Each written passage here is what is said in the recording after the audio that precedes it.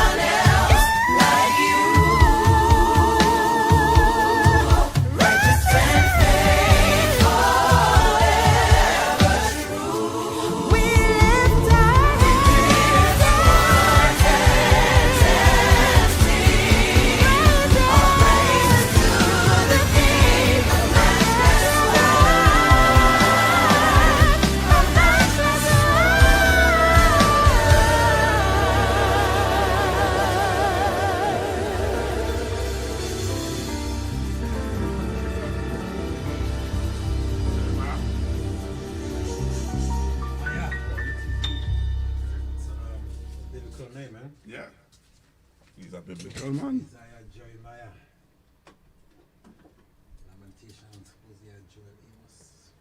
Trinidad, it's back for 2 nights only. The explosive hit comedy stage play by Alan Charles. Why Didn't I Get Married? It's not good for a man to be alone. But what about the black woman? Is the church guilty of keeping women single? Or is there really a man shortage? Come laugh, cry, and think at a show that's more than a play. It's a conversation, not for the easily offended. Saturday, 1st November, 7 p.m. at USC Auditorium, Maracas, St. Joseph. Sunday, 9th November, 6 p.m. at Sapa, San Fernando. Tickets for the USC campus, $200 in advance, $225 at the door. Tickets for Sapa, $225 in advance, and $250 at the door. Get them at USC campus, A&A Pharmacy Port of Spain, Maranatha Bookshop, San Fernando, Living Legacy Pharmacy Arima, or online at theticketsellers.co.uk. Why Didn't I Get Married? Don't miss the comedy that everyone will be talking about. Brought to you by the University of the Southern Caribbean and Focus Arts Promotions. Relax. You ready? Are you ready, ladies? Brothers, are you ready? You're on my side because I'm batting for you, right? Right? I want a woman who can cook good. And on my arms, a woman who would look good. I want a woman who is strong, yes, strong, but in a ladylike and feminine way. A woman who, when she wrong, can admit, say she wrong, but in a very polite and genuine way. I want a woman who would trust me and not negatively all the time discuss me. I want that when me dig upon that if me astray. No, believe in me and sometimes A+ me. Now I want a woman who is romantic. A woman who would appreciate me antics. A woman hot with fire, who is burning with desire, whose passion is deeper than the Atlantic. Jesus. Brothers, repeat after me. You don't want that? I want a woman who have class. Brothers, repeat after me. Men, repeat after me. I want a woman who have class. But understand that in the house, me is the boss. You must say that bit. You must be afraid. You must say that bit. Sorry. Men, brothers.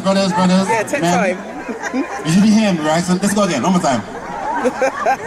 I want a woman. Actually, if you're here with your wife or your girlfriend, just look into your eye and say, I want a woman who have class.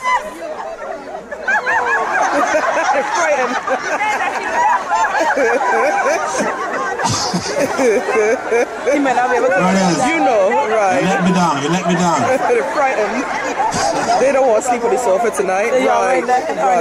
Anyway, if you want to hear more about what men want, Frank Collymore Hall, the 12th and the 13th of July. Trinidad, it's back for 2 nights only. The explosive hit comedy stage play by Alan Charles. Why Didn't I Get Married? It's not good for a man to be alone. But what about the black woman? Is the church guilty of keeping women single? Or is there really a man shortage? Come laugh, cry, and think at a show that's more than a play. It's a conversation, not for the easily offended. Saturday, 1st November, 7 p.m. at USC Auditorium, Maracas, St. Joseph. Sunday, 9th November, 6 p.m. at Sapa, San Fernando. Tickets for the USC campus, $200 in advance, $225 at the door. Tickets for Sapa, $225 in advance, and $250 at the door. Get them at USC campus, A&A Pharmacy Port of Spain, Maranatha Bookshop, San Fernando, Living Legacy Pharmacy Arima, or online at theticketsellers.co.uk. Why Didn't I Get Married? Don't miss the comedy that everyone will be talking about. Brought to you by the University of the Southern Caribbean and Focus Arts Promotions. You be my Eve. My father, my mother, my sister, and my brother, I will leave for you, so I can cleave to you. Can you conceive that I believe in you? Now, I would fight for you and do what's right by you. And like Iron Mike, I'll even buy a horse.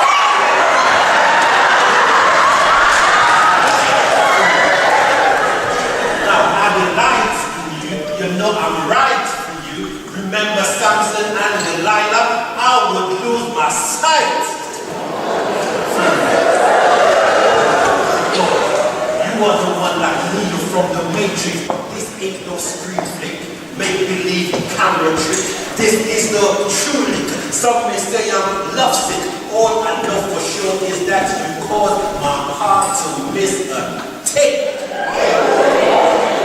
A plus, A must, I cause A fuss. My cutie, my fruity, my cutie, beauty, delicious.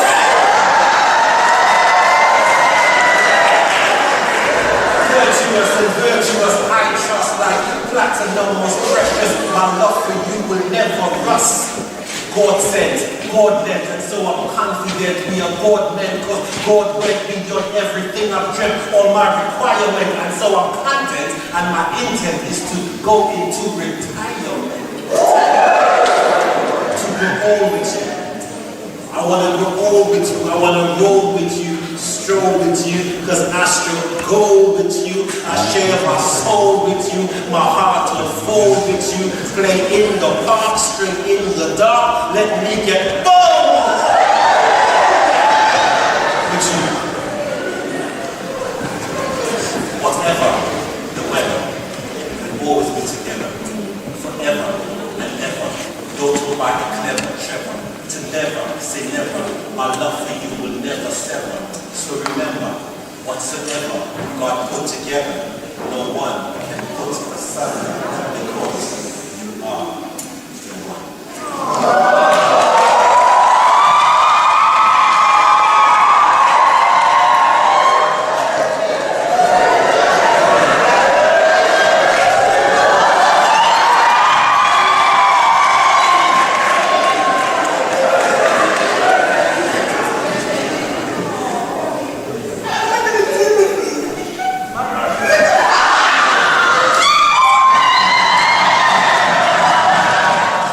Trinidad. It's back for 2 nights only. The explosive hit comedy stage play by Alan Charles. Why Didn't I Get Married? It's not good for a man to be alone. But what about the black woman? Is the church guilty of keeping women single? Or is there really a man shortage? Come laugh, cry, and think at a show that's more than a play. It's a conversation, not for the easily offended. Saturday, 1st November, 7 p.m. at USC Auditorium, Maracas, St. Joseph. Sunday, 9th November, 6 p.m. at Sapa, San Fernando. Tickets for the USC campus, $200 in advance, $225 at the door. Tickets for Sapa, $225 in advance, and $250 at the door. Get them at USC campus, A&A Pharmacy Board of Spain, Maranatha Bookshop, San Fernando, Living Legacy Pharmacy Arima, or online at theticketsellers.co.uk. Why Didn't I Get Married? Don't miss the comedy that everyone will be talking about. Brought to you by the University of the Southern Caribbean and Focus Arts Promotions.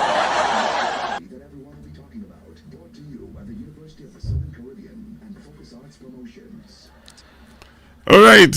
Good morning to those of you locked on to Constructive Talk. I have a guest with me. All right. And you need to share the live. All right. Share the live so that persons could be aware that, you know, we have, well, we had to say royalty because the man come from the UK. So is royalty. But this is my good friend and brother. You know, that's how we used to say it a long time. My brother. Just thinking about it, making me laugh. But it's my good friend and brother, Mr. Alan Charles, all the way from the UK. Yep, all the way from, you know, the place that I love to visit, London. Good morning, Mr. Charles. How are you? Good morning to you, sir. It's good to be here, back in Trinidad. You know, It's good to see you. Yeah. Looking well. If I lose a little weight, You're looking healthy. You're looking healthy. The good loving and the good living. Yeah. So Trinidad Tobago. This is my partner. Well, I can't say my partner in crime, but this guy, to be honest, is the one that God used to open up doors for me in the UK. doors. So much doors that even if I go to the UK now, you know, a lot of persons remember me and know who I am because of Dan the man, you know.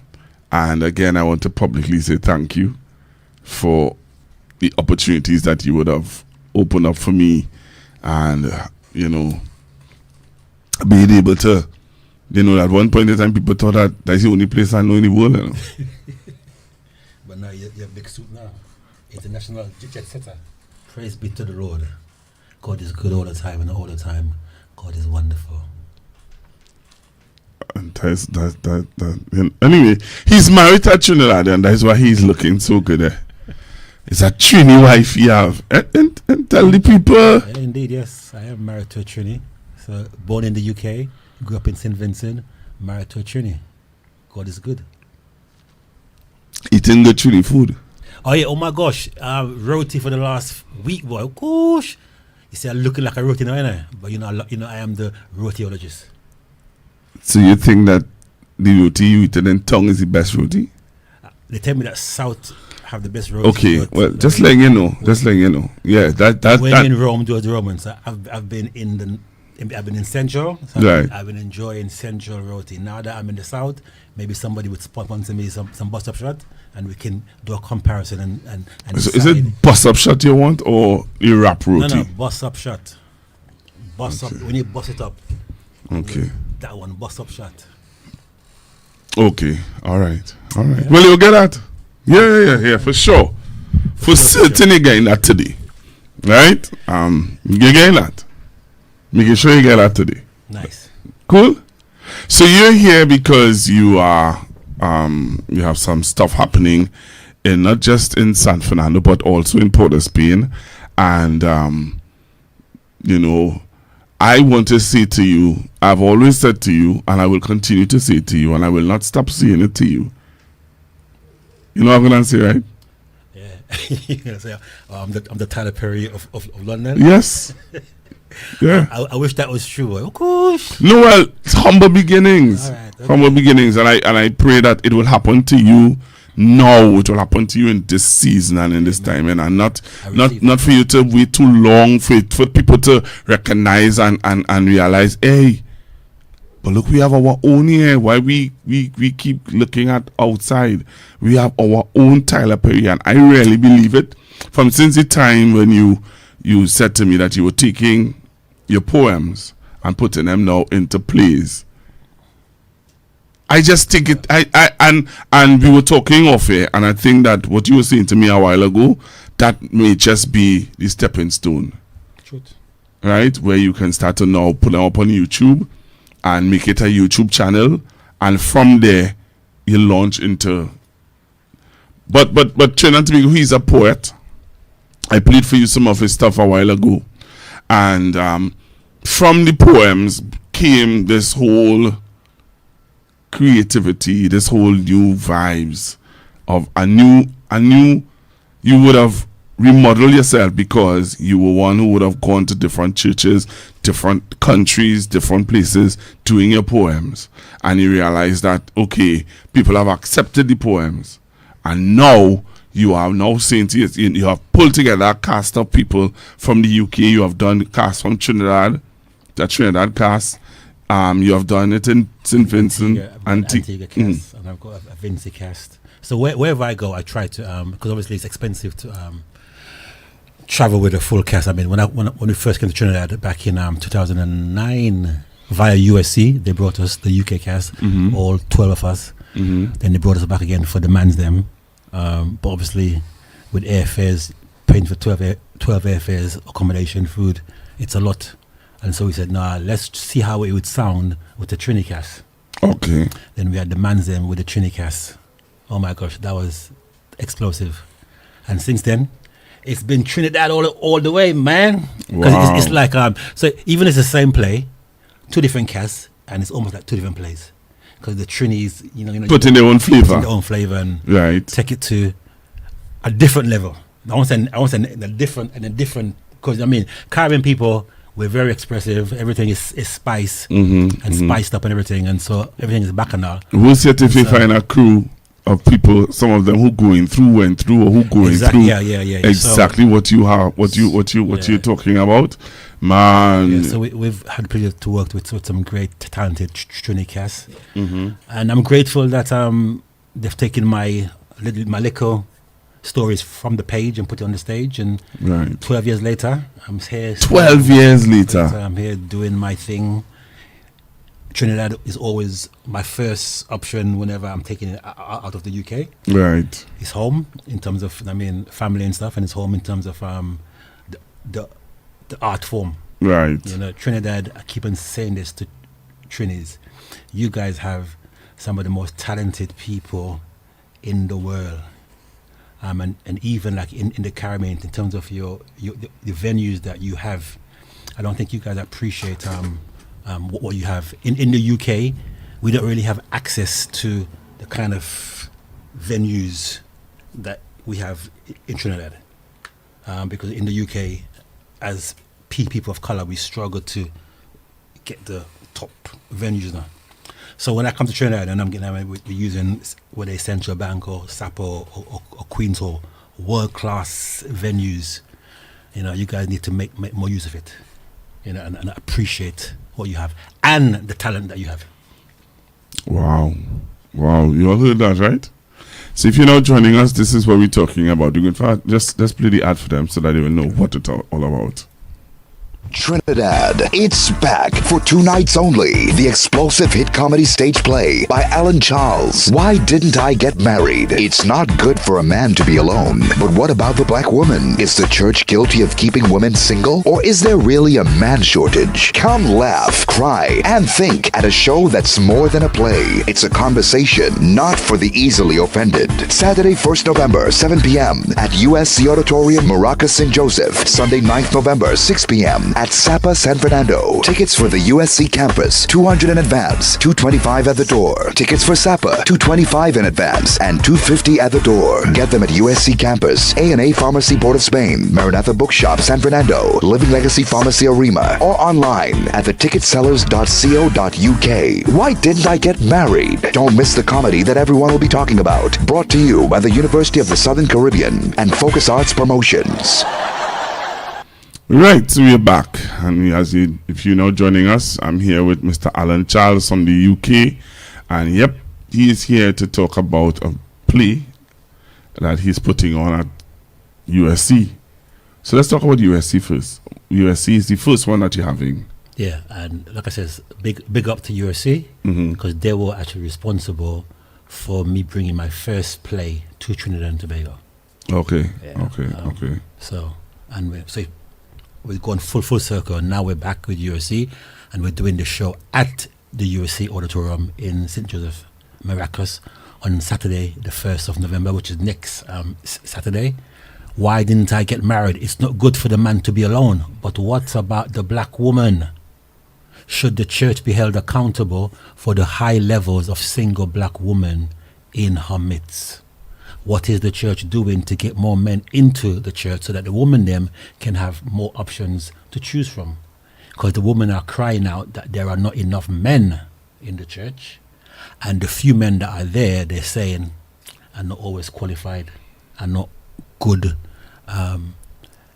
husbandly material. I know we've spoken before about this, and you've got your own views, your own views and thoughts on this, but I'm saying, obviously, I write reality. Yeah, I don't make up stuff. My writing is like a reflection of what's out there. So the women are telling me, Alan, where are the men? And the few men that are there, they're weak. They're not stepping up. They're not qualified, and they need to rise up and take their role as men and husband in society and in the church. And apparently the men are failing the women. They say the ratio is 7 women to 1 man. So if you apply the biblical equation of 1 man to 1 woman, what does that mean for 6 women?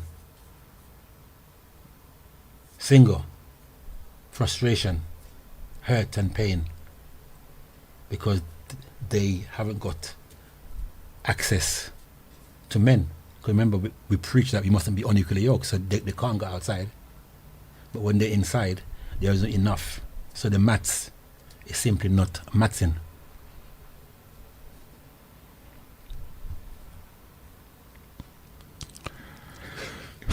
Speak, man, speak.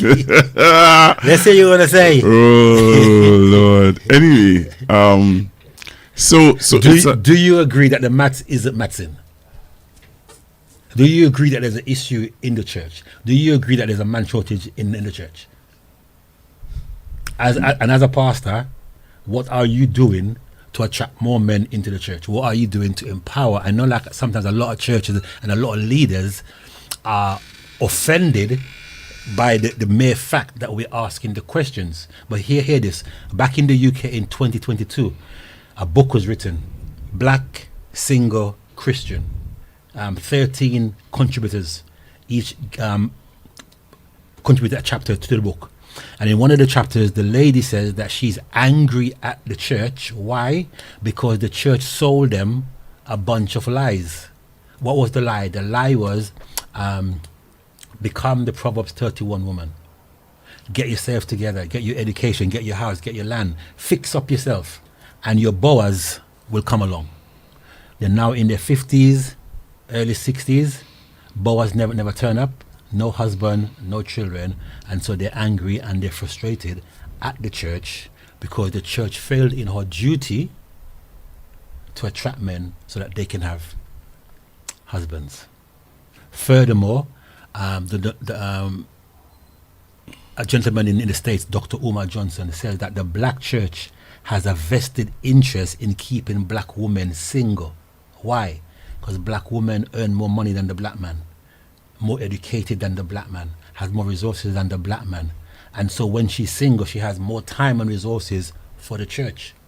When she's married, less time and resources for the church. And so the church purposely keep women single because it serves her purpose.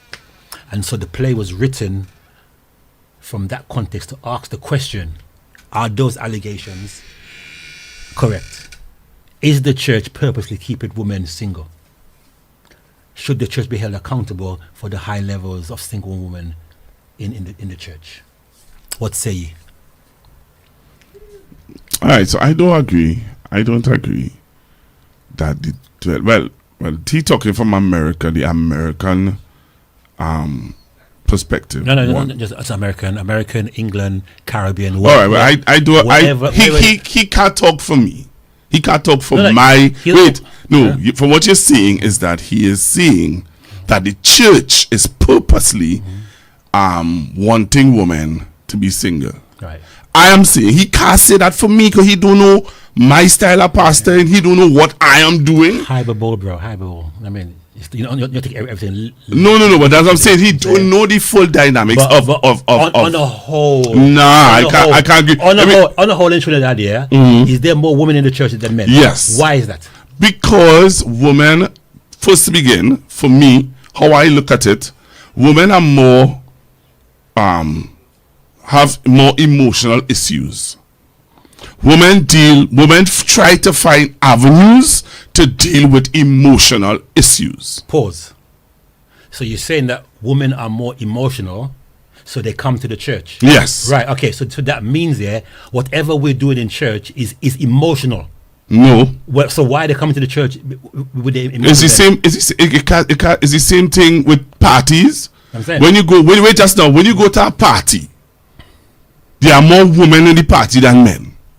Why? Because women try to find avenues to release their mental stress. Because they believe that they are going through so much. They have their mental cycle to the cycle to deal with. They have mental issues of different of the children. Different. Some women, when they after having a child, there's a post natal and stress that they some people think it may just take a year, 6 months. Some women go through that for 2 years. There are different emotional issues that women go through, and church may just be one of the avenues that they come to try to deal with that. Also, that's what I'm saying to you. I'm drawing a parallel now. Even if you look at parties, if you go to a party, the majority of persons who are in that party are women. Okay. So women are really trying to find an avenue to release or to deal with mental issues, where a man, most men, is however it hang it swing. Okay. I'm not allowing the daily stresses of life. So Pastor, here the thing is, right, you've recognized that there's an issue, right? And you recognize that women are more emotional. Could it be then that we create our services and the way we do church in a very emotional way, because we know that the women them are coming to solve their emotional issues? And so when men come to the church, all he's seeing is emotion, because the church culture is that to embrace the woman them. No. The question I want to ask you is, what are you doing? What is the church doing specifically? Yeah, to create an atmosphere that will attract men. I'm not worried about what's happening in the party and whatever. I'm worried about what's happening in the house of God.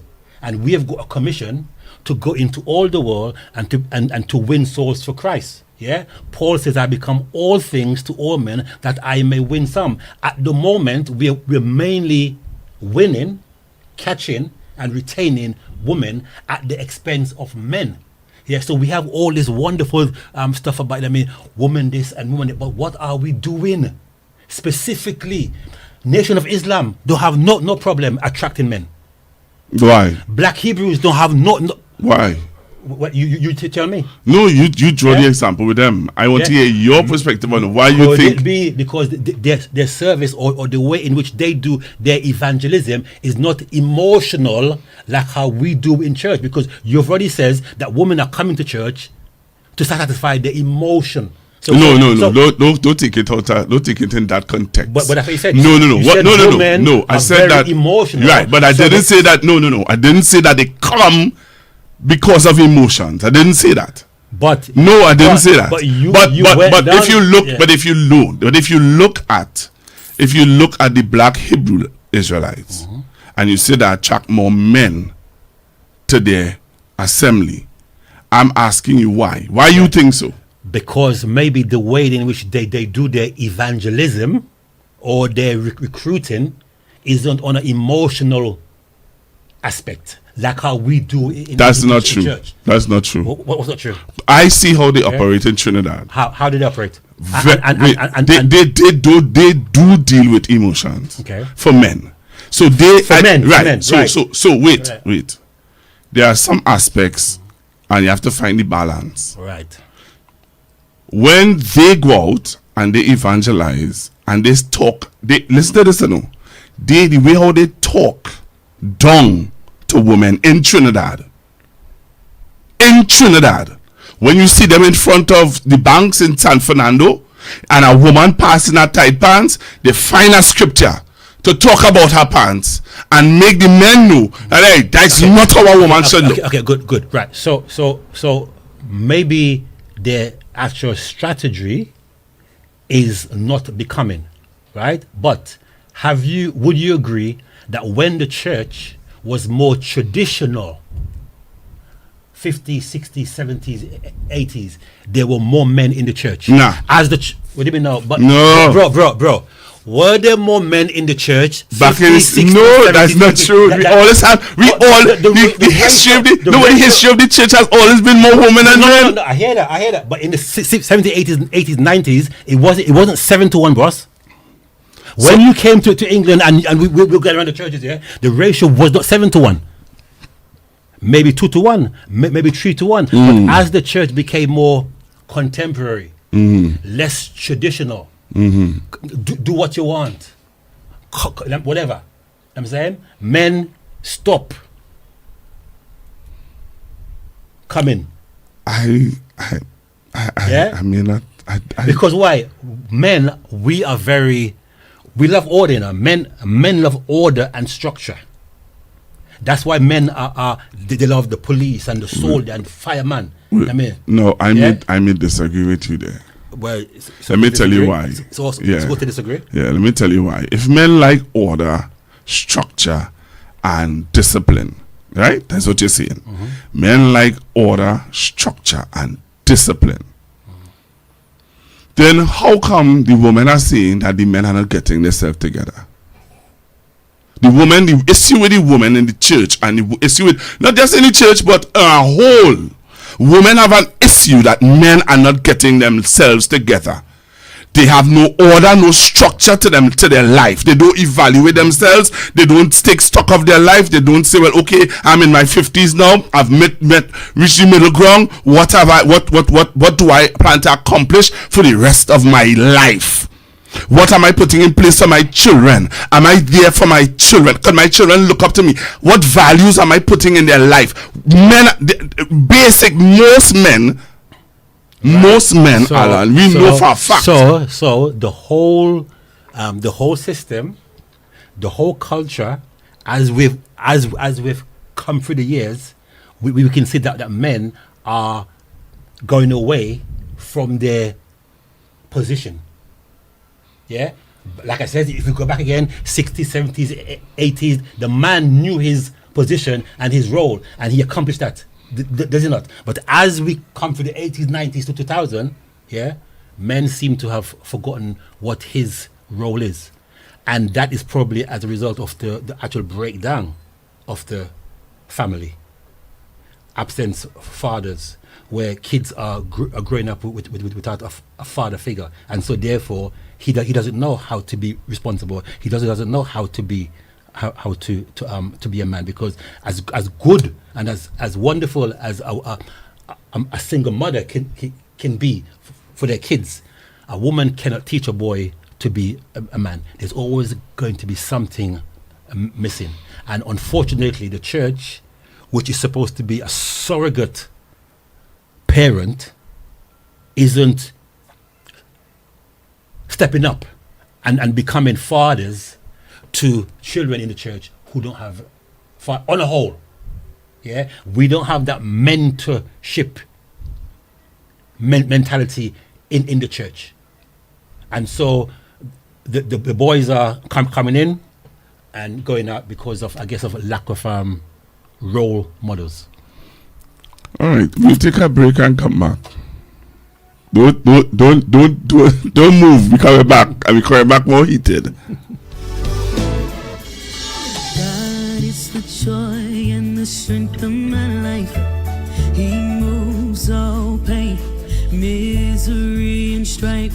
He promised to keep me and never to leave me. He's never ever come short of his word. I've got to fast and pray, stay in the narrow way, and keep my life clean every day, because I wanna go with him when he comes back. I've come too far and I'll never turn.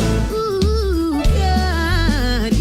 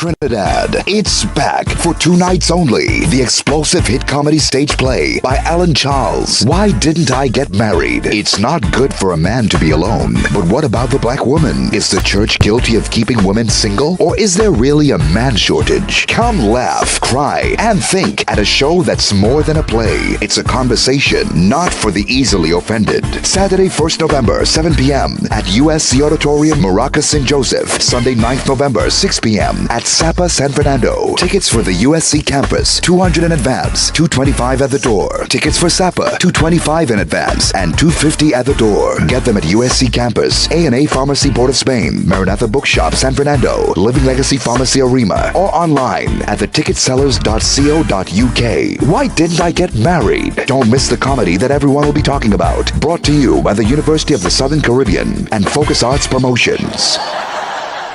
All right, so we're back with you.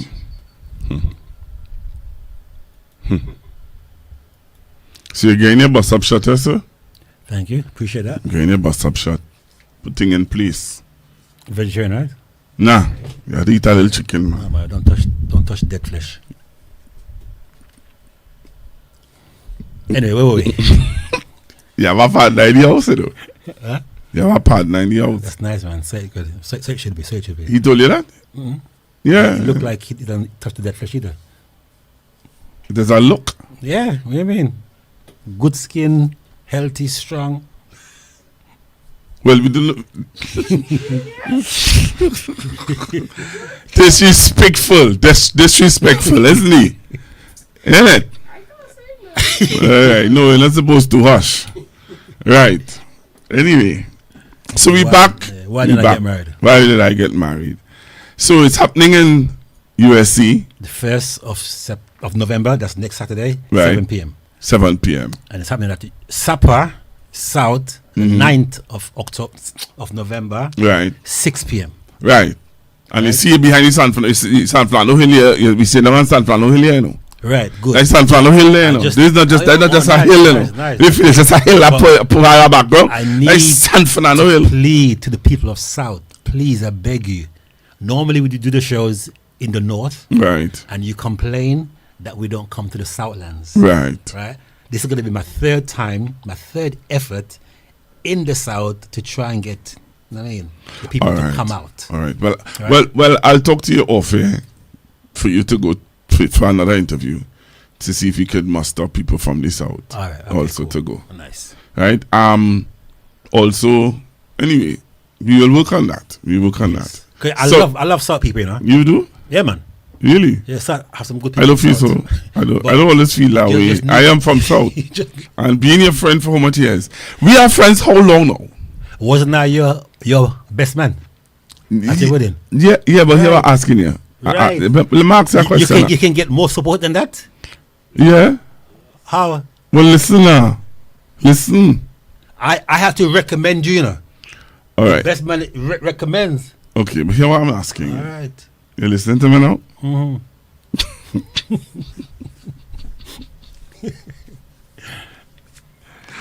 Anyway, Let me talk I about just it. want to ask you one question before we move back to the show. How long do we know each other? We know each other now. Oh, could be 20 years. You think it's 20? He's 15. And we knew each other long before he was born. 2000 and He's 15. So okay, 2001. When was he bombing? When was the American bombing? Can be 2001. 9/11. He born in 2010. 2001. Oh, sorry. Yeah, so Right. 23 years. It could be that. How old? How much? 23 years. 23 years. Could be more than that, eh? That's when you was at Yeah. place, yeah. I remember when we first met.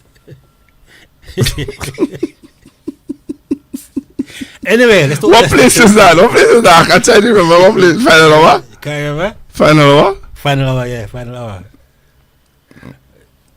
Final hour. I remember clearly. Yeah, clearly you remember it. I wonder why. Anyway, so Trinidad and Tobago, those of you who in the Southland, and especially my people from South, who are always locked on, and who are always locked on, I get my biggest support from my community here. Amen. Let's let you know that one time. That's good. So we need you all to find your way down to supper on the 9th of November 6 p.m. sharp. at supper. Right? Don't bother come at 6:30. I remember one time we did a show at Queen's Hall. The show started at 7 p.m. Sold out, right? The man and his girlfriend came at 8:35. 5 minutes before the first half supposed to be finished. And they wanted to sit together.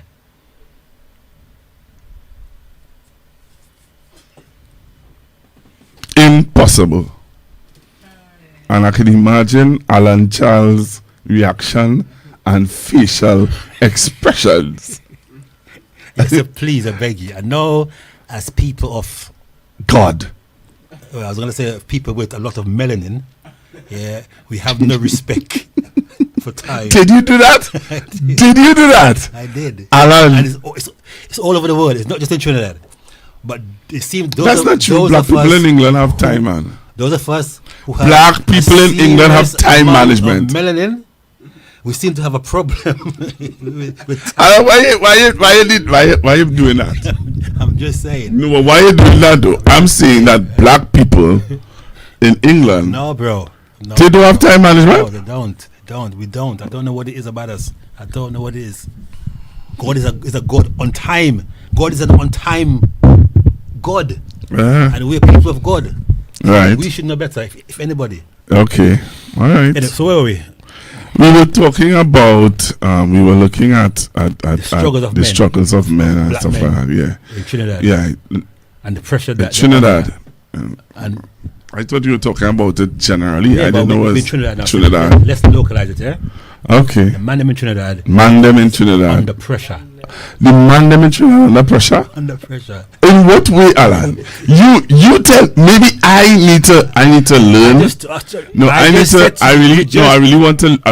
I really want to understand this. So check The this out. man them Yeah. in Trinidad In the church are under pressure. Right? Okay. So the man them in Trinidad in the church Under pressure. under pressure. Okay. Tell me, Alan, okay. how the man them Okay. in the church under pressure. Okay, so right. So remember we said to you that the ratio is 7 women to 1 man. Right. Right? Right. So remember now, yeah, that means that 6 women are single. So we've got that single Yeah, we have this single vibe. problem. Right. The vibe, right? Right. So imagine now the few married men in the church trying to hold it together. Mm. You know what I'm saying? Pressure. You see that? Go ahead. Don't try and pretend. I listen to you. There's pressure, Pressure. right? Pressure. Even the married women have pressure too. Why? Because the single woman want the man. Or so they perceive, or so they think. Okay. You know what I'm saying? Right. The married women are looking at the single woman with suspicion, Right. thinking that the single woman is after their husband. Right. Yeah? Right. And the poor married man now can't talk to the sister so-and-so because pressure from the wife now. So the whole atmosphere is pressure. This is that church you're talking about. Most of in church, what are you talking about? What are you talking about? Most of in church. In fact, worse in church. That's not church you're talking about. This is All right. this is outside the church, man. I can't be in the church, man, Alan, man. That's what I says to you. I write reality. I don't make up stories. Okay, so you're saying to me that there's an issue in the church where We need more men. we need more men. Right. And you're saying that you are recommending that the church need to have a little more order structure and wait Yeah. and events and wait and events and stuff for men. That can attract Men. Yeah. All right. To create an atmosphere Right. that To can attract the men. attract men, and not only to attract them, but also To keep them. to keep them. Right. And you're saying that when these men come in without order, structure, and values, the church will in some way teach those things to them from the aspect of men's ministry and men's safe zones and stuff like that. And that will now create a catchment of men for the women to choose from. Amen. Well, the woman.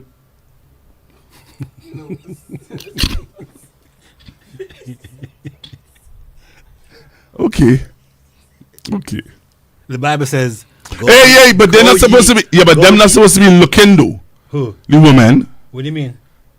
The Bible says the man that findeth a wife findeth a good thing. Amen. So wait, Hallelujah. so the woman supposed to be a wife before she get married. Indeed. So in reality, while she is preparing herself to be a wife, he's supposed to be a man. Right. And when you look at the qualities of a man and what a man's supposed to carry, then for me, as I said to you just now, for me, first of all, men supposed to come to terms with who they are. Be real with themselves. Too many men are not real with themselves and they're not honest out here. And they do things to impress women, take them to dinner, do a lot of stuff with them. Okay, but do you know, on the flip side, when you say that men are not being honest, right? Again, we go back to having that safe space where men can truly express themselves. And one of the issues that a lot of men have is that if we was to really show you, the woman, who we truly are, by being vulnerable. I mean, the men that we really are. Yeah, the men, yeah. We want them to see the real woman that they really are. That could be a problem, Alan. I ain't got a problem with that in my church. A man should be the real woman that they are. I have a problem. I'm going to run into problems. So go ahead. I just had to stop it. Trying to show who you really are by being vulnerable. Alan. A lot of women can't deal with that. Men are not even vulnerable with themselves. But I'm saying to you, right? Because we spoke earlier off camera, yeah? Men are not allowed to show their emotions. The only emotion the man is allowed to show is anger. Right? Are you somebody saying for real? For real. And it's a young man. And he's too much anger. He's a young man. Yeah, too much anger. So even in the home, for real, in the home, growing up, you know what I mean, hold it in, be a man, don't cry. We're crying for what? You know what I'm saying? You're not allowed. That era still continuing. Yes. And then what's happened as well there is that now we've even gone to the other extreme now, yeah, where men are showing too much emotion. See, so you will do what in England, eh? Therein lies the England. problem. No, in England, there's a lot of. Therein lies the problem. Why you don't want to talk about that? Men don't know how much emotion to show. How? On the one hand, you can be showing too much. On the other hand, you showing too much. How will it strike the balance? It's hard being a man in the boss. How will it strike the balance? It's hard being a human being. Only God can show. It's hard being a human being. Hard being a man in 2025. I don't think so. Well, you'd have to think so. I don't believe so. Anyway, so those are some of the issues that we'll be dealing with in the play. So there are different aspects of the play that will deal with those. But are you all going to come to a conclusion of how to deal with the matter? Yeah. So within the play, we show the issues, situation, right, and we show the resolution, right. We make the arguments for and against, right. And the audience, yeah, you decide whether the church is guilty or not based upon the arguments. Yeah, but do you all come with solutions? Within the narrative in the script, you would see the solutions. Okay. It's whether or not you want to adapt it. Because like, even now, when you're talking, you say, no, I don't believe that. I don't agree with that. So that's the whole basis of a play. The play is a tool for discussion. All right, but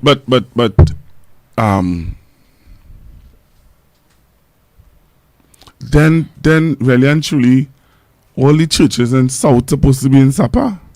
That's what I'm saying. So then you're supposed to really push tickets in Open Bible, push tickets in Revival Time, push tickets in all these churches and them, and get the leadership. You see, getting the members of the church, right? Listen to me, right? Getting the members of the church to agree that I disagree or agree with what you put out there is well and good. But you see, without having the leaders there, right, exactly. And what I found, I said to you before, we get some pushback from the leaders because the leaders think that we are exposing the church and accusing the church and making a mockery and fun of the church. But that's not what we're doing. What we're doing, the accusations had already been made. There's a book that was written that says that they're angry at the church because the church hasn't done its duty. Dr. Omar Johnson, who's not a Christian, made the accusation that the church purposely... Oh, I know Omar. I've done an interview with Omar already. Right, yeah. Purposely keep... He and I just have it out. Black women single. So it's already out there. We're saying, okay, that's what you're saying. Let us put forward the case and see if it can be substantiated. So we're not attacking the church. We're asking a question: should the church be held accountable for the high levels of single women in the church, which is causing a problem? Yes or no? You said no.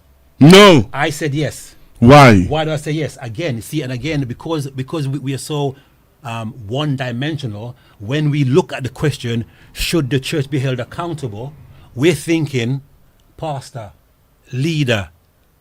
But who is the church? No, I'm not looking at it from that. I'm not blaming. I'm not saying it. No. Right. So, I'm looking at it from that dimension of the church. But even if you don't, if we are the church, right, all of us the church, and there's an issue in the church, right, then who's to blame? We are the church, and there's a problem in the church. Who are you going to blame? What, the man outside? I wouldn't. First to begin, listen to this, and I looking at it from another dimension that you're seeing that I may not look at. Right? This church belongs to who? God. So it's God's. So he has to give us the strategy and ways to fix it, because we might think that we may know how to fix it, but we are his custodians, right? And he still has to give us the strategy and concepts of how to deal with it. And maybe he has, but we're not applying them. Yeah, maybe he has. He says. Maybe he has, but remember, in every church, and it's something that I've learned to accept, especially with this argument. Just throwing this out, with this argument of women preachers, and people disagreeing that women should be leaders in the church and women. In every church, there's a culture. There's a church culture. In every church, there are issues, right? And God gave the leaders of that church how to deal with their issues. Right. So there are some pastors who don't. Why did he throw in the woman leader thing? How does that? No, I'm just showing in the Corinthian church there was an issue. Right. Okay. And they were dealing with that issue. Right. And did they solve? Did Paul give instructions of how to solve the issue? Paul would have he would have found out from God how to deal with the issue. Right, okay, so why? But my issue is. So why aren't we finding out from God how to solve this issue? And that's what I'm saying. That's what you're just repeating what I'm saying. The owner of the church is God. Right. And he has to give us the concepts and vision of how to deal with the issue. Right. Because we might want to fix the issue, or we may want to go about addressing the issue how we may sociologically see it written from a man who's not a Christian, who may see it from his point of view and may want to condemn or point out and say, well, that is why and this is it. But the reality of it is, okay, God, that's how he's seen it from his eyes. Show us from your eyes how we can fix this. Right. So God hasn't been showing us for the last 20, 30 years. He may have been showing persons and they may be fixing it, but we may not know. How last this survey has been done? Bro, come on, look around. Forget the survey. No. Bro, can't be honest, man. Forget the survey, yeah? Look, I know you're a man who's going around preaching and teaching, right? When you go around and you look in the audience, yeah, are you seeing equality of men and women in the church? Or are you seeing but the issue is, and in our culture in Trinidad and Tobago, you have to find out why. The culture in England may be different to the culture here. Bro, the problem is in England, So let me try example. No, let me try example to you. Yeah. All right, so let me try example to you. Yesterday I was talking to an apostle, and he started a church in a certain area in Trinidad. I wouldn't call the area. He started a church in a certain area in Trinidad and Tobago. And in his quest for understanding of the community, because it's a big community, in his quest to understand the dynamics of the community, he started to look and now in his church, in that community, have more men than women. Okay. Good. And he was trying to figure out why the women not coming to church. How? The women believe when he started to go around and when he started to sit down in the barber shops and different places and he would have brought up the conversation. The women in that community believe that, hey, on a Sunday is when I should be preparing my home for the week. So they cook, they clean, they wash, they do whatever they have to do to prepare their home for the upcoming week. Okay. So the community, the areas that he went into in the community, he found out that if you have an evening service, he will see the women coming out. Amen. So he became all things to all men. So he had a Sunday evening service, Right. and he didn't have room. Right. Exactly. So he saw the problem, he investigated, and he made the relevant And that is what I'm saying. And that's So the good. church, but remember as well, yeah, and that is good because he could have just sat down and say, that was good, right? So why don't we follow fashion with that model? Find out the issue, address the issue, do the research, and then apply the solutions. I am not worried about the 90 and 9. I'm worried about the one sheep, right? Right now, we're dealing with the men not in the church. Right, the women them are sorted. Yeah, but we have to find. Yeah, but we have to find. So I'm saying to you that I just draw that example to say to you, right. find, and we have to go to God to find these strategies. So I'm saying to the leaders, have you not been going to God to find out how we can address the man shortage issue? Because the Bible says, go into all the world, preach the gospel to. Yeah, well, men need saving too. Yes, and nobody not saying no. Yeah, but it seems the way in which we are applying our evangelistic tools, we're only fishing to catch women. No, I don't believe that. I don't believe that we only fishing to catch. Because, all right, let me try an example to you. I have an event I do every year, which is just worship, right? What I recognize is that, you see, music is a way of getting men's attention, especially when you see that male musicians. You ever see how musicians, when a bassman meet another bassman, how they does react or interact with each other, right?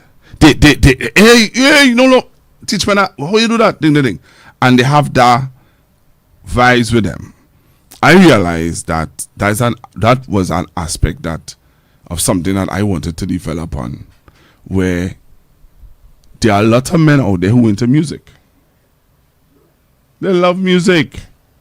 Or whatever they love. Right. But I just showing from my aspect. Let's meet them around there. Let's create an atmosphere that is can fellowship more. That's all I'm saying. But what I'm asking the pastors is what strategies they may have. They may have 9 out of 10, bro. The answer is, listen, the church is not a dating agency. The church's duty is not to find. So they're actually missing the point. Yeah? Pastors, you talking to these old men?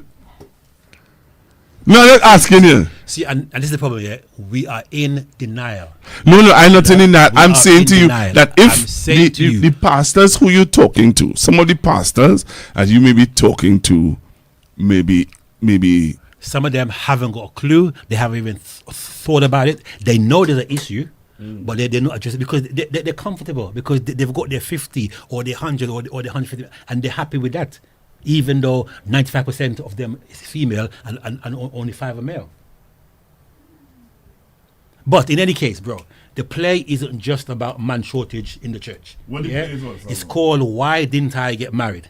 And we're giving some of the reasons why people are not married in the church. Now, man shortage There's one. is the number one. Right. Where's the other one? The others are stuff like other marriage in the church prevents single people from getting married. What do I mean by that? When they look at their parents' marriage or their friend's marriage or sister and so and brother and so marriage, it's not a good example of what a godly marriage should be like. So they don't want none of that. So sometimes our marriage as Christians is off-putting to single people because we are not reflecting what marriage should be from a biblical point of view. So the play is called Why Didn't I Get Married? So we're showing you the different reasons why people are not married. Some people are married, some women are not married. Why? Because their bucket list is too long. And before you move to that bucket list, I want to just run back to the first one. Okay. The second one actually you give, which is people watching other people's marriages and saying to themselves, hey, you see that? I don't want no part of that. Okay, so let me give you an example, yeah? I understand what you want to say. Okay. I understand the concept. No, but I want to give you a practical example, right? So for example, yeah? I'm married to Jane, right? But I'm tracking Hyacinth, one of the single sisters in the church. So she's thinking, hang on a minute, if I'm going to get married, is that how my husband is gonna be? Or the single women are forever being tracked by the married men in the church, which does happen. Agreed? Yeah. Right. So they're thinking, oh no, boy, that he's meant to be married, yeah, and look at him flirting with me or doing this with me. So they're put off by that. Or you may grow up in a family where your father was abusive to your mother, or vice versa, where the marriage in your home was not it wasn't healthy. It was toxic, and so I don't want any of that. If that's what marriage is, count me out.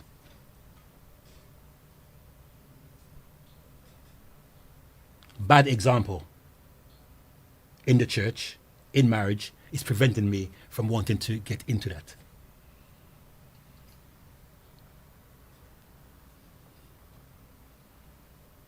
I hear you.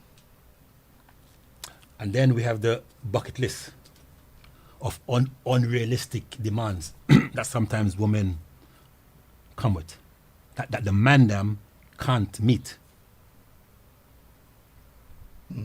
Then there is the friend zoning.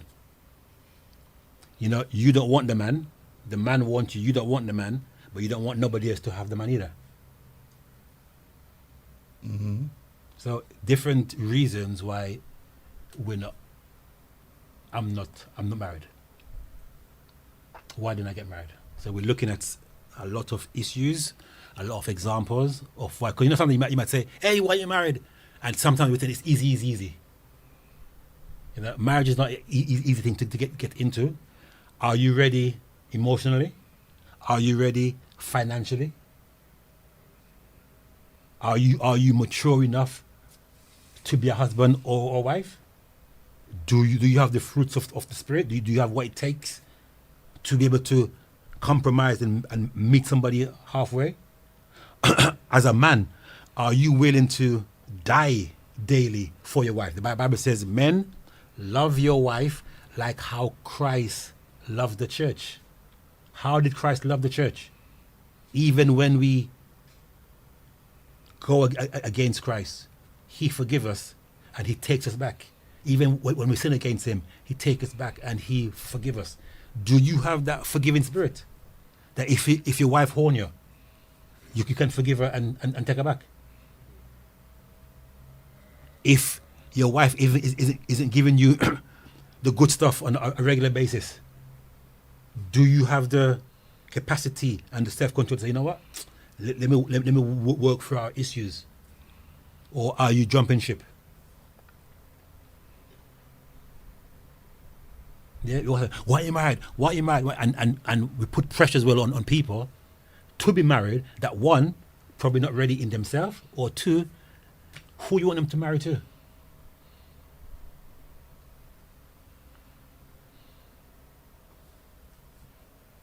You're gone quiet. No, I'm listening. I have my views on certain things, but I'm listening. I'm listening.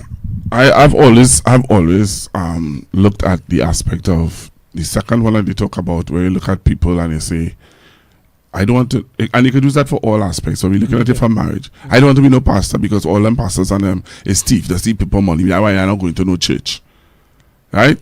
But the reality of it is that is not true. All pastors are not like that. Indeed. Right? So you look for the one that you believe is upright, upstanding, and you... Indeed. Right? So in the case of marriage, you might be seeing that all over the place. So you might be looking at somebody, or your brother or your sister, or your father and your mother. But there may just be somebody in your community, somebody in the church, whom marriage is working. And you look at that and you said, you know what? I would like to chat with Sister Y and ask her what has made her marriage so successful, than to be looking at the negative. But that's great and that's wonderful. And in the perfect world, no, that's not the perfect world, because in the perfect world, yeah, you look at the exception to the rule as opposed to what is general around you. But I don't. I would not take. We're social beings. Yeah, but I would. If we're saying, for example, if out of every 10 marriage, yeah, for example, yeah, 8 end in divorce, and you say, oh well, look at the two. That's been very highly optimistic in the real world. No, don't get me wrong. Don't get me wrong. What you are saying is the right thing.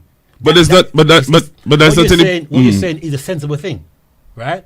But in reality, in the reality of stuff, yeah, people are going to go with the majority and not the minority. And whose fault is that? That's their fault. We're not saying no, but well, right. So my thing is to encourage the minority view. Indeed, the minority view is, if I am living in a community, and you see it all the time, right? You're living in a community where it might be, all right, I grew up in a community where, it was rough. Do you understand? I could have been like everybody else and say, all up in and say, I'm gonna be like everybody, No, you choose, you have to take personal responsibility of what it is you choose. The Bible says by beholding, you become changed. Yeah, so if I keep beholding negative, I am only going to believe negative. But bro, you're missing the point. Yeah, remember the play is called "Why Didn't I Get Married?" Right? And we're showing you some of the reasons. And I understand that. Hold on. Some of the reasons why people are giving for not being married. Right. And one of the reasons is that they see so much negative marriages around them. So, how about we say those of us in marriage make our marriage more positive, to give people less reason not to marry. Same thing goes for our Christian walk. A lot of people do not want to become Christians. Yeah, you know why? You know why? Yeah, but Alan, that still comes down to, even though you telling people, bro. And I understand what you're saying, but the reality of it is that in the meanwhile, what do? In the meanwhile, you encourage people, but look at other marriages that are working. Indeed. And I'm saying to you, how much more easier our testimony would be. It would be. I hear you. How much more easier it would be if people just get their marriage act together. But in the reality of life, on a workplace, everybody don't work. There are some people who are overworked. And what you have to do, just as you say, let's be real. The reality is that in no church there will be perfect marriages. Right. And even if there are 10 good and 2 bad, most people will talk about the bad than the good. In any case, bro, what we're saying is, fix your marriage, so that other persons could look at it and get proper example. Let your light so shine before men. We know that, and the reality of it is that the people who are doing that, in the meanwhile, the people who are doing that, let your good light so shine. Look at them. And only talking about the ones who are not doing it. All I'm saying here is you still not want to give anybody a reason to use your life, right? Okay, for example, yeah, Jesus, the scribes and the Pharisees always try to find fault with Jesus. Yeah? They will always accuse him, yeah? But do you know what the beauty about Jesus was? None of their mud could stick on him. Understand? So even though they were looking at him and saying this and that and that and that, it was never truthful. Right. Yeah. But a lot of times with us, when people are aspersion, it is true. And I understand that. Saying, we are supposed to be living our life I as totally blameless agree. as possible. And yes, I do agree. And the player's point is that it is down to personal responsibility. Yeah, but I still saying at the end of the day, it's just like, okay, I grew up without a father figure. I grew up with my mother. I grew up with my mother. Right. But in my life, I found a father figure, and I always boast about him, and I call him. He wasn't my biological father, but I consider him to be my father because I looked at him. I said to myself, this man is what I would want to one day, and up to today, I still say that is Papa. I looked because all the other men in the church I was looking at were waste of time. But I did not focus on that. I didn't create a whole say, well, that is why me thinking, because them men and them in church. Bro, no. And we praise God for you. No. I'm saying. And I'm encouraging. I've encouraged. And just like with my life, there are other young men in church I could bring and call now. And they will say to you, hey, Pastor Kevin has been a proper example to me. And I am saying to you that, right. But we're not knocking that. Yeah, and the testimonies are there, right, of individuals who are living up to the light. But what I'm saying to you, there is still a lot of us who are not, and we are bearing false witness, which is causing the brethren to falter. I hear you. Them brethren on them. I'm sorry, but I hear you. And in the meanwhile, brethren who will be watching this, look at people who are positive, rather than negative. Try and focus on the positive persons, right? Because there are a lot of persons too, Alan, and you know that's one of the reasons why I just throwing this in here. Why a lot of men not in church, A lot of men are not in church because of that narrative about all them pastors and them smart men. Right. So we're not saying that it will eliminate the issue, but imagine if, when they made the accusation about pastors being smart men, that it wasn't actually true. You hear what I'm saying? Mm-hmm. But in a lot of instances, what they're saying is true. Not true? Come on. What was that? You trying to set me up or something? You trying to put me in place? You trying to put me in place? No, when the people say, I'm not going to church because a lot of pastors are smart men, right? I'm saying to you, in many instances, what they're saying is actually true. Not true? That a lot of pastors are smart men. Go ahead. Not true? Go ahead. So I'm saying, imagine if when they made their accusation, it wasn't true. And it could be proven that it wasn't true. Now they won't have an excuse. Yeah, because remember, the Bible talks about something like, if the wicked man, if the wicked man died in his sin, and you didn't tell him about his sin, he will be found guilty, and you also be found guilty. But if you tell him about his sin, and he still does his wrongness, then he will die in his sin, and you will be exonerated. So if you're living the life, but they want to say, oh, blah, blah, blah, blah, and it's not true, then their blood is on their head. But if you are misrepresenting Christ as the shepherd, and they're lost because of that, both them and you, your blood will be required, and that is biblical. So we have a duty to live up to the best light as we can. Beautiful.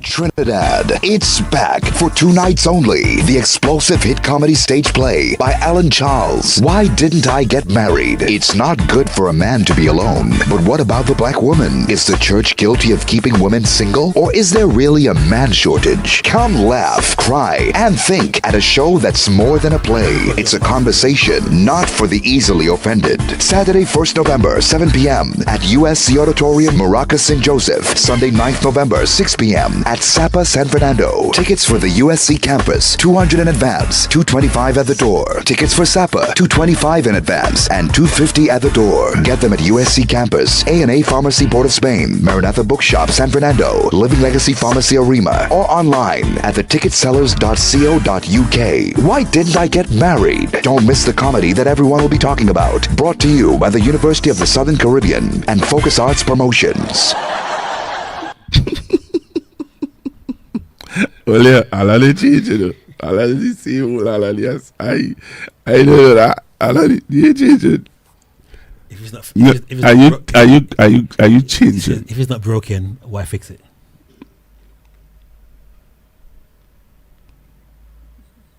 Oh, yeah.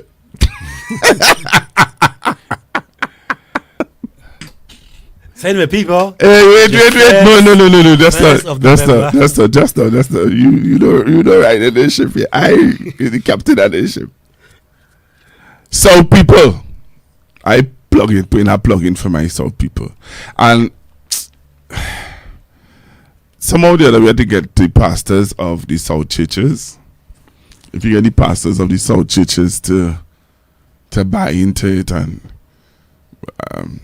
do you ever thought about tempering it down a little bit? What do you mean? Based on what you said earlier, that there are some pastors that take offense. I mean, the truth is the truth. And I'm not going to water it down because pastors are offended. I'm not talking any lie.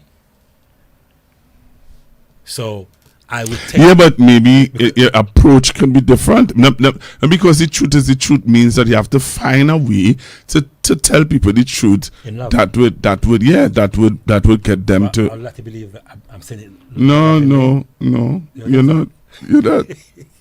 You're not. I'm very loving. No, I don't think. No, but you said something to me just now off air. That was lovingly.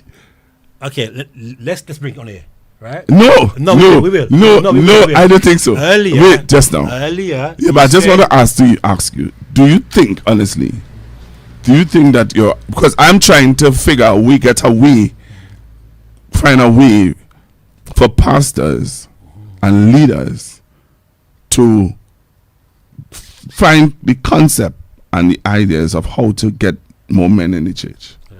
So I'm saying, is it possible, or do you think that your approach can be a little different, so that we will be able to, synchronize? Because if a pastor comes to the play, because I'm going to bring somebody, I want to invite an apostle to come. Okay. Right? He has about 6 churches. But if he takes offense in the delivery of how it's being said to him, he takes offense. Not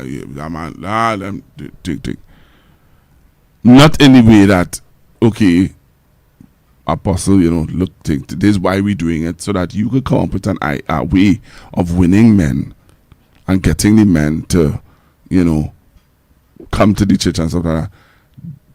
Might be different. Right. So what we normally do is we normally offer seminars where before the play, we go to your church, we do bits of the play, and then we talk about the issues.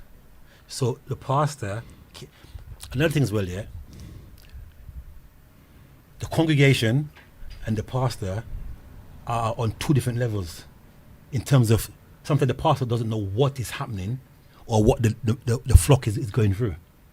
So when we have the seminars and the pastor is hearing what's happening in the congregation, the issues that they're facing daily, sometimes it freaks them out because they've never thought about it, they've never addressed it, and now they're hearing that their flock is going through this, that, and this is what they're thinking of this and that. So the seminars act as an opportunity to hear what the play is about, to hear some of the issues, and to give the congregation a safe space to discuss the issues.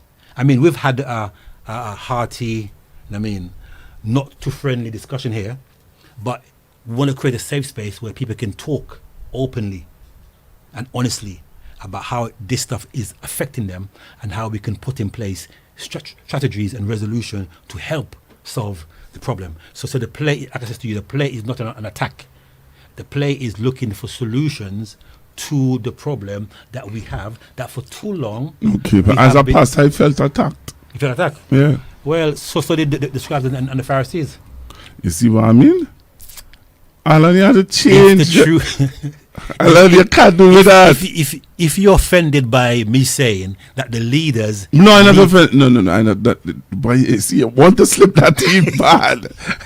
Every time you listen something, Alan not easy, you know. Alan want to slip that back in so bad that I had to... Alan, that's not what I'm talking about. Don't do that. Alan, you too. Alan, I'm saying, we, as a church community, as a church community, we are a family. Agreed? Agreed. And when one part hurts, the whole body hurts. True. That's true. That's very true. That does happen. No, in reality, it's supposed to happen. Right. That's something supposed to happen, right. But it doesn't. Right. So then, no, asking. No, it doesn't. Well, right. So then, what can we do as a family to make sure that it does happen? I think we need to personally fast and pray. No. Okay. Wow. That's what I'm talking about, Alan. No, because sometimes you can. I never went there. I never wasn't going there. I am just saying the approach, our approach to dealing with stuff needs to change. And maybe for too long we have been going along with the softy, touchy. No, I'm not saying that the softy, touchy. Because this is serious. Yes. Killing the church. Right. And I'm asking you, if it is killing the church and you have been doing it for how much years now? 12 years now. Right? I am just asking you if we can look at different avenues. Yeah, of course. Yeah. Instead of hitting, hitting the wound, they have a cut. It is a cut. But here's the thing. But when you hit the cut. But some of you are not accepting that there's a wound. Yeah, well, and that's what I'm saying. So we have to find a way to bring people, and that way that you might be using. Come to the play. Yeah, and listen to how. Right. And afterwards we can talk. Okay. We can have our seminars, we can have our discussion, and we can create strategies. Okay. You know what I'm saying? Because we're in it to win it. I'm not your enemy. The play is not your enemy. But sometimes you may come across like that. What can I say, bro? The Lord is still working on me. Amen. And then there's another cliche and excuse that church people that use. Oh my God. to continue beating you over your head. just a Bible study Wednesday. A sister say, the Lord still working on me. 20 years in the church, 30 years in the church, Lord still working on me with that same problem. But hang on a minute. Imagine, the 12 disciples walked with God. For how long? 3.5 years. And you in church 30 years. Hold on. But here the difference. They walked with God for 3.5 years. They ate with him, sleep with him, walk with him, talk with him, with God himself for 3.5 years, bro. Mm-hmm. Yeah? They had the physical God right there. Yeah. And what happened? Yeah.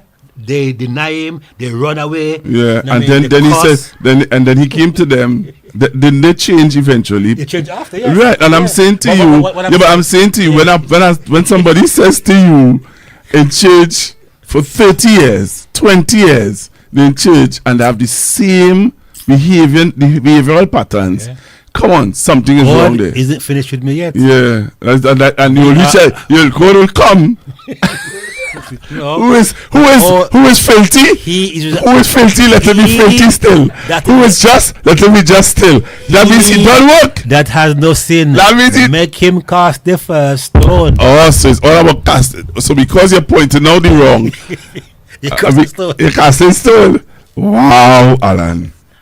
Wow. What an interesting conversation. I hope people don't get the wrong idea, yeah? What's the wrong idea?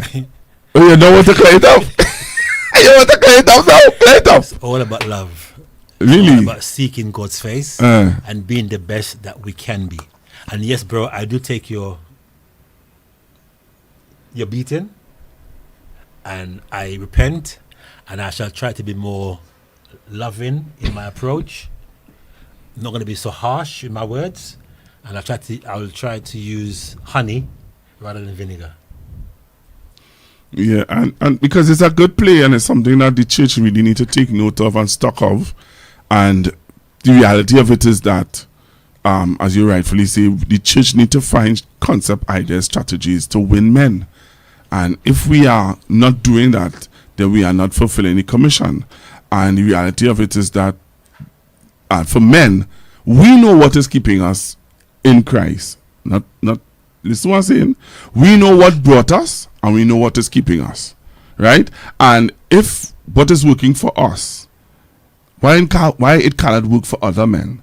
So that means that we as men have to sit down and talk in our safe zone about what is keeping us, what is working for us, and how best we can use this to win the confidence of other men. But also, we also have to recognize that just because it worked for us doesn't mean it's going to work for them. And that's why we have to be creative. And as Paul said, become all things. Doesn't mean that we're compromising, but you have to meet the people where they are. Right. You know what I'm saying? And, right. And sometimes we don't want. I'll go in a little pub and sit down and like the Pharisees, we don't drink want a beer. I mean, we have to. I can sit down and drink a beer with a brother. Well, I won't drink the beer. I'll drink orange juice while he drinks his beer.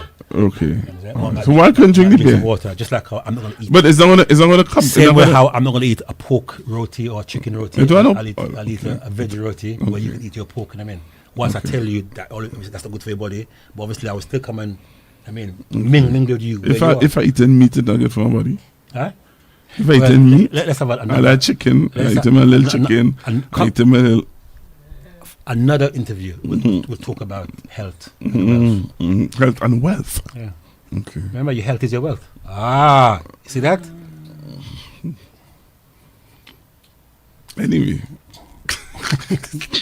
Anyway, start people. Yeah, but let me be. You see what happening here? This is how we used to be. Even when we first met, we used to have this kind of banter, this kind of alkela. I must admit, it has. I think part of that has kind of forced me into who I am too. Because you can't. If you can't debate with Alan Charles, then forget it. Forget it. It is always that's wasting your time. But I want to thank you. Thank you for having me. Sad people, remember? We have to find a way though. We've got 2 weeks. We've got 2 weeks. Right. So we'll work on that. I've got flyers. Right. We could so all right. So here what? Street flying. Right. No, what we can go to the churches too and drop off the flyers. You have a church we can go to on Sunday? This Sunday? Yes. Yeah. We'll give you some flyers to your church. We have to find a way. Yeah. To get these South churches and they are aware of it, right? I don't think these South churches and they are aware of it. No. Well, we've been. How far are you willing to go? To, Point 14. Yeah. All right, so we need to come from point, come up, or you want to start in South and go point. Let's start in South and go point. So if I get tired, I can turn back. Okay. No. This is a serious thing. Because we could just go to strategic churches, not every church, but strategic churches. The ones that maybe and we deliver it to them. Right? Thinking about like 2 minutes to talk about it. That'd be nice. No, but we have to. Yeah, but we have to go. We have to take a day in the week or take a week. Okay. And do it, and then they will tell you. Right, you give them their number, and then the secretary will tell you, okay, I spoke to pastor, and he said you could come. Nice. For a Bible study night or Friday night or something like that. Nice. So, Can we give information about the play now? Go ahead. Okay. But all of that was information about the play. Yeah. So the 9th of November at Sapa, 6 p.m. Tickets are 225 in advance, 250 at the door. You can call the number 393 When you say 225, what do you mean at the door? $225 in advance. Okay, but nobody be Trinidad. So when you say 225, they don't know what that means, you know. Oh, sorry, Trinidad. The ticket prices are 225 TT in advance and 250 TT at the door. Could you get at the box office? Yeah. Oh, yeah. Maranatha bookstore in Open Bible. Open Bible. If you're in town, Arlene's. No. South. You talk, leave the south first. No, but if they work in town and they want to buy tickets at the box Okay, office, right? Arlene's Mall on Charlotte Street. Charlotte Street. And if you're in Arima, you work in Arima, live in Legacy. And Wells in South. Only Maranatha? Yeah, that's all I know. Okay, well, we work on that. Yeah. But I'm willing to, because I live in Central. All right. So I'm willing to drop off tickets if you buy 10. So what we will do to, we will talk with a place in San Fernando, another place in San Fernando, where you could go and get tickets. We'll talk to the owner today, and you will be able to go to Something Special. Everybody know where Something Special is in South. To the bottom of Peniton Street, after First Citizens Bank. You can go there and get your tickets. We'll work it out. But... And there used to be a one in a guy who used to sell sneakers and stuff. Yeah, no, he's not wrong anymore. That's Ryan. Ryan is not wrong anymore. Okay. All right, but so we'll work on that, and so people in South, please, if you want to see me, I ain't get my ticket yet. I hope I get a ticket today, and I want to give away a ticket on my program on Monday. So you could do that for me. I can do that for you. One ticket to give in, man. You give her 2 tickets. But not to the same person, yeah? No, it would be to the same person. All right. So you get one free, you bring one. Yeah. Wait, you're making it sound so. Cool. I get a ticket on. Yeah, you All know. right. Small man get one as well. Right. And wifey. Right. Come as a family, yeah? All right. Enjoy the vibe thing, you know? So, you're going to do that. We have some work to do. I want to thank you very much for your consistency. You know what I mean? Your consistency where, you know, doing your plays and stuff. And I really want to speak it. And I want to pray, even before we come off, that your production and your plays become as bigger than Tyler Perry. That has always been my prayer. And has always been how I see you. I know you mightn't believe that, but that is reality. That is a fact. That's how I see you. Right? I see you as somebody becoming bigger than Tyler Perry in the Christian world. Right? That's how I believe that is what God's plan is for you. The man with the plan, this is the plan. This was really the ultimate plan, you know. This was always the ultimate plan. I believe that God started you off with the poems to bring it to this point, and the ultimate plan is for you to have your own studio, your own, the same state-of-the-art places that you find we have in Trinidad, you have that in London. The same thing that you complain about that black people are not readily available to have. To what?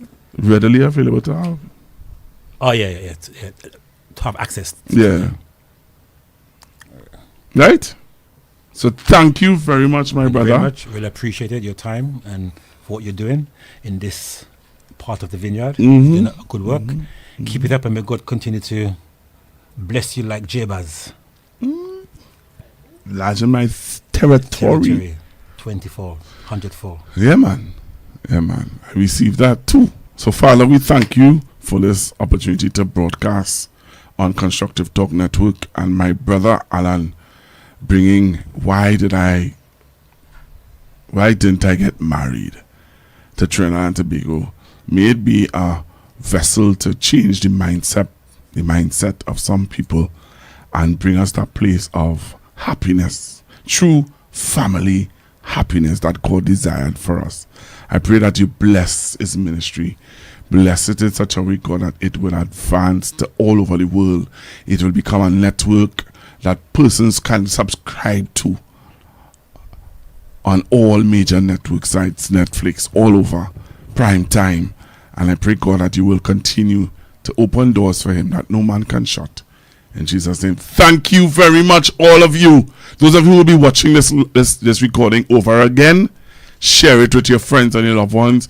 If you want tickets, you can WhatsApp the number on the screen, 464-7003, and I will be able to tell you where you can go and get tickets and stuff like that. Again, thanks to those of you who are on the live and those of you who will be watching this live all over again.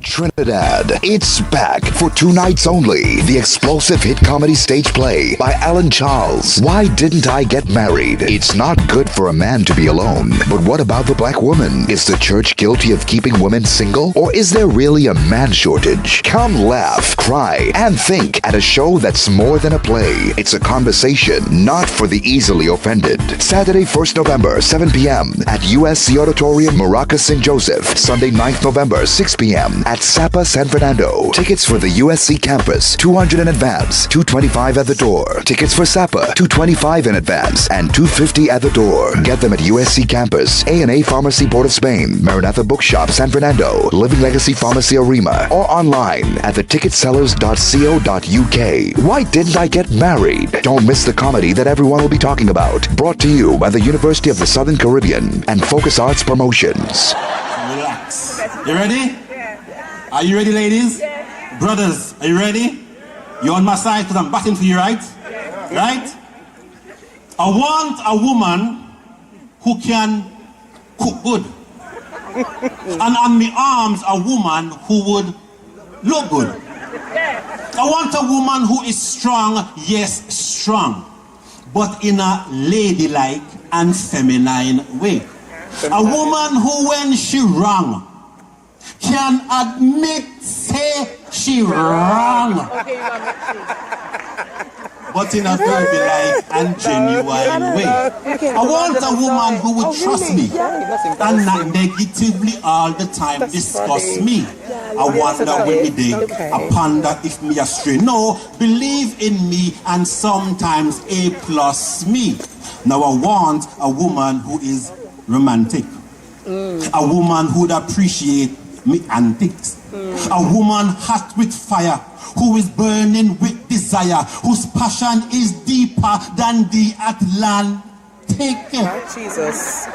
Brothers, repeat after me. You don't want that? I want a woman who have class. Brothers, repeat after me. Men, repeat after me. Oh Lord. I want a woman who have class. But understand that in the house, me is the boss. You must say that bit. You must be afraid. You must say that bit. Sorry. Men, Yeah. brothers. Yeah, take men. time. You should be hearing me, right? So let's go again, one more time.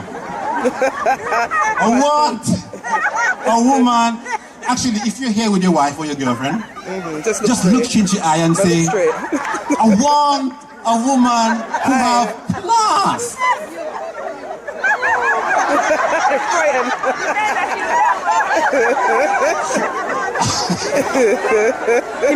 Brothers, You know, you right? let me down. They're frightened. They don't want to sleep on the sofa tonight. Right. Anyway, Right.